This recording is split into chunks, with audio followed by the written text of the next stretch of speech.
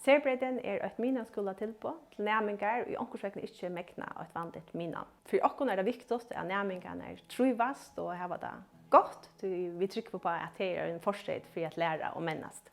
Undervisningen næmingar tillega og bytjer av dikter til næmingarna. Enda malet å gjøre næmingarna vi avbjørngon, nokkur ambo, av virke ut i samfunnet, både sosialt, likamlige og bøklige. Jeg heter Søymen Falbo, jeg er 21 år gammel og jeg bygger Larvøy. Og jeg kan ikke største år i kampstedet. Jeg heter Loa Sakriasen, jeg er 20 år, kommer fra Kvalvøy og jeg kan ikke næstørste år. Jeg har alltid fra kampstedet til å få noen viner og lært snuft.